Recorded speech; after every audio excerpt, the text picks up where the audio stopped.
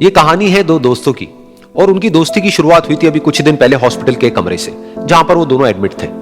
तो दोनों में से जो एक था उसको अभी कुछ दिन पहले एक पैरालिसिस का अटैक आया था, जिसकी वजह से गर्दन के नीचे की उसकी पूरी बॉडी पैरालाइज हो गई थी और वो अपनी एक उंगली तक नहीं हिला सकता था।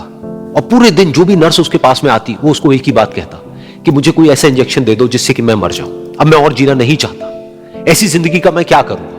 तो उसका जो दोस्त था उस कमरे में, क्योंकि वो चल फिर सकता था, तो रोज सुबह और रोज शाम को उस कमरे में एक खिड़की थी, उसके पास में जाकर के खड़ा हो जाता और अपने दोस्त को बताता कि उस खिड़की के बाहर क्या चल रहा है। बिल्कुल नीला आसमान है, सफेद बादल है, हल्की हल्की हवा चल रही है और कुछ पंछी उड़ रहे हैं। एक बहुत ही सुंदर बीच है जहां पर कुछ बच्चे मिट्टी के घरौंदे बना रहे हैं। कुछ लोग हैं जो वहां पर बैठे हुए बस समुद्र की लहरों को देख रहे हैं। कुछ लोग जॉगिंग कर रहे हैं, कोई एक्सरसाइज कर रहा है, कोई पतंग उड़ा रहा है। वहां पर एक आइसक्रीम की स्टॉल है जहां पर कुछ लोग आकर के आइसक्रीम खा रहे हैं। और सनसेट के टाइम पे जो पानी है वो पूरा गोल्डन हो जाता है और चमकने लगता है। तो शुरू में तो जब उसने वो सब बताना शुरू किया तो उसके दोस्त के ऊपर ज्यादा असर नहीं हुआ, लेकिन धीरे धीरे उसके अंदर जीने की चाह जागने लगी। अब वो सुबह का इंतजार करने लगा कि जल्दी से सुबह हो और मेरा दोस्त मुझे बताए कि आज यहां पर क्या हो रहा है। कुछ दिन तक ऐसे ही चलता रहा। फिर एक दिन जब वो सुबह उठा तो उसने देखा कि सामने वाला बेड खाली है। फिर उसने नर्स को बुलाया और उससे पूछा कि क्या वो डिस्चार्ज हो गया है। तो नर्स ने कहा कि आपको तो उन्होंने बताया होगा, उनके पास कुछ ही दिन बाकी थे और कल रात को ही उनकी डेथ हो गई है। यह सुन करके उसके अंदर की उम्मीद पूरी तरह से टूट गई, क्योंकि सिर्फ उसका दोस्त ही था जिसने उसको बाहर की दुनिया से जोड़ा हुआ था, जिसकी वजह से वो जान पाता था कि बाहर क्या हो रहा है और ये दुनिया कितनी खूबसूरत है। तो कुछ दिन तक तो वो रोता रहा और उसने जीने की चाह छोड़ दी।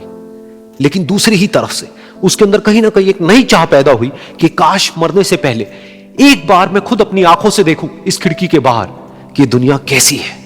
जैसे जैसे उसकी ये चाह बढ़ने लगी, उसको अपने अंदर एक अजीब सी एनर्जी महसूस होने लगी। और फिर एक दिन उसने अपनी पूरी ताकत लगा दी और किसी तरीके से वो बेड से नीचे गिरा और पकड़ पकड़ करके किसी तरह से उस खिड़की तक पहुंचा। फिर उस खिड़की को पकड़ करके वो खड़ा हुआ और खिड़की के बाहर देख लिया। लेकिन खिड़की के बाहर देखते ही वो गुस्से से भर गया। उसने जोर से नर्स को आवाज लगाई और जैसे ही नर्स आई उसने नर्स से पूछा, ये तुमने क्या किया, ये खिड़की के बाहर काली दीवार क्यों खड़ी कर दी। तो नर्स को समझ नहीं आया वो क्या बोल रहा है और वो बोली कि मुझे 5 साल हो गए हैं यहां पर, जब से मैं आई हूं तब से तो ये काली दीवार यहां पर है। तब जाकर के उसको समझ आया कि उसका वो दोस्त उससे झूठ बोल रहा था। और उसने नर्स से पूछा, अगर ये काली दीवार पिछले 5 साल से यहां पर है तो मेरे दोस्त ने मुझसे झूठ क्यों कहा। तो नर्स थोड़ा सा मुस्कुराई और बोली कि मैं ये तो नहीं जानती कि उन्होंने आपसे झूठ क्यों कहा, लेकिन मैं इतना जरूर जानती हूं कि जो भी कुछ उन्होंने आपसे कहा उसी वजह से आप अभी अपने पैरों पर खड़े हैं। तो इस कहानी से हमको यह सीखने को मिलता है कि जो हमारे शब्द हैं, जो हमारे वर्ड्स हैं, जो हम अपने मुंह से बाहर निकालते हैं, उसमें इतनी पावर है जिसकी कोई हद नहीं है। वो किसी आदमी को गिरा भी सकते हैं और उसको उठा भी सकते हैं। तो अब आपके ऊपर है कि आप अपनी इस पावर को यूज करते हो या मिस यूज करते हो।